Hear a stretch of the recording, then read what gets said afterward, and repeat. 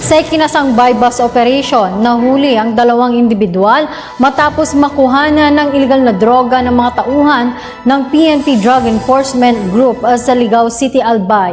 Yan ang balitang inalam ni Patrolman Arvin Balabis.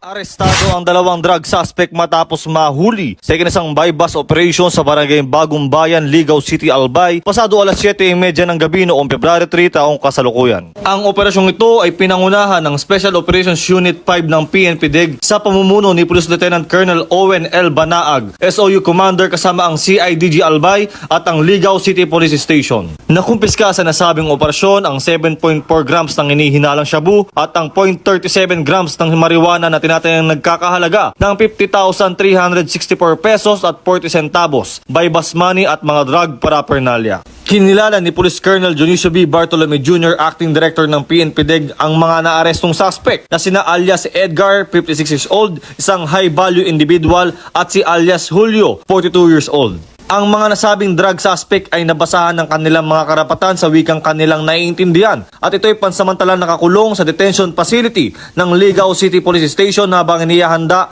ang mga kasong maaring ipataw laban sa kanila. Ang patuloy na kooperasyon ng ating komunidad ay malaking bahagi ng ating tagumpay sa paglaban sa iligal na droga. Para sa mga nais magsumbong, maaari kayong mag-text o tumawag sa mga numerong nasa screen.